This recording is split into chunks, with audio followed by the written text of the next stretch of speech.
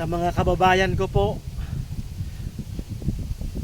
dito po sa Albay, lalong-lalo po dito po sa Libon Albay.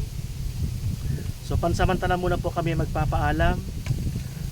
Kailangan po muna namin na lumayo, pumunta sa syudad.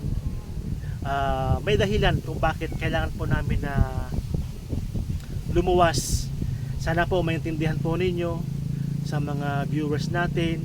Alam ko po marami na po kaming nasimulan dito po sa Libon, sa aming mga natulungan, sa mga hindi po namin na natutulungan pa, sa mga nag-PPM po kay Katabang Dave, pasensya na po kung hindi po namin kayo agad napupuntahan, kasi di pa naman po kami tulad ng mga kilalang vlogger na may fund o may pondo.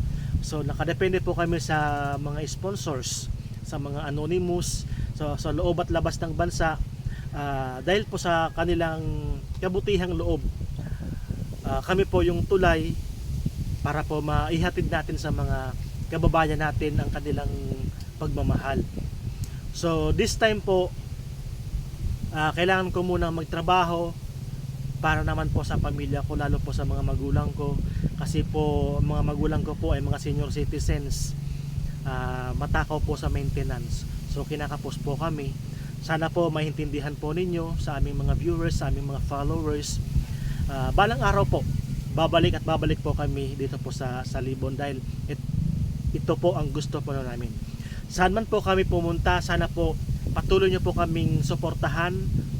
Samahan nyo po kami sa aming journey bilang isang YouTuber, isang vlogger, isang content creator. So asahan nyo po sa mga sumusuporta. May babalik po namin yan sa mga taong nangangailangan talaga, sa mga deserve ng mga kababayan po natin.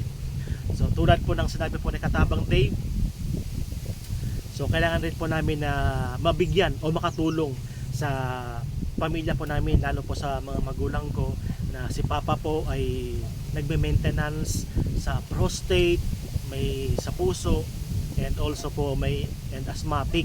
So talagang napakamahal po ng mga bilihin, lalo po sa gamot, yung mga maintenance ng mga matatanda. So gusto ko pong makatulong sa kanila. So na ano rin po ako, kasi siyempre wala akong maibigay sa kanila, kasi po hindi pa naman po ako totaling sumasahod talaga sa pagbablog. So bagaman may sahod po, pero is not enough, hindi pa rin po sumasapat, dahil po may mga kasamahan po ako na binibigyan ko rin. So lalo po ngayon na na-restrict po ang aking FB. So sa YouTube po medyo matagal-tagal pa, siguro abutin pa ng April bago po makapag-payout. So matagal-tagal pa. So yung iba pong pinagkakakitaan namin, tulad po ng pangunguha ng kangkong, pangunguha ng mga gulay, so hindi po sumasapat. Yun po ay pangano lang namin pagka po kami walang panggasolina. So doon po napupunta panggasolina po namin. So syempre may iba pa kami pangangailangan. So gusto ko rin po makabili ng sa pagbablog para po mapaganda ang aming ginagawa. So di nga po kami makabili ng tsinelas, tulad po ng tsinelas ko po, pagtsatsagan ko po ito. Yan, mas unahin ko po ang pangangailangan ng magulang ko, yung sa maintenance, para naman po madugtungan ng kanilang buhay.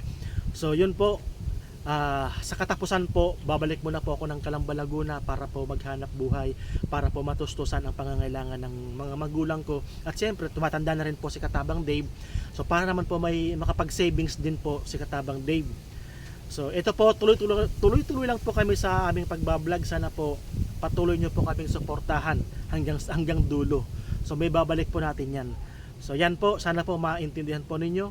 Maraming salamat sa lahat po ng mga sponsors po ni Katabang Dave. Ma'am Fabs Jen Vlog, Ma'am Relby Vlog, Kuya Nato Vlog, Sir Joel Vlog, sino pa ba? Hindi ko na po maisa lahat. Manay Malu Parps. So sa anonymous po from London. So alam niyo na po kung sino po yung tutukoy ko na anonymous. So sa dati natin mga sponsor, so sa taga Tanay Rizal, so marami pa. So maraming salamat po sa mga star senders, sa mga super chatters ni Katabang Dave, sa mga members po ni Katabang Dave. Malugod po ako nagpapasalamat. Although hindi nyo po kilalang personal si Katabang Dave, pero nandyan po ang inyo pong suporta para po sa mga kababayan po natin. Dahil po sa kabutihan ng loob po ninyo, marami na po tayong natulungan po dito po sa Libon. Hindi lang po sa Libon, nakarating na po tayo ng Camarines Sur.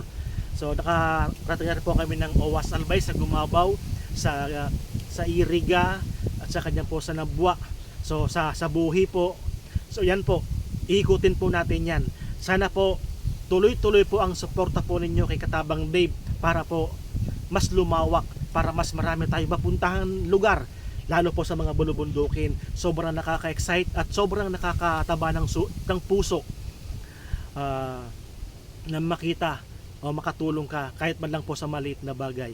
So muli po, maraming salamat. God bless and mabuhay po. Laban lang po tayo sa mga kapwa content creator, sa mga taga-Libon, ng mga charity vlogger din po. Maraming salamat. Kuya Nato Vlog, Batang Mangyan, maraming salamat po. Yan po, God bless and mabuhay po.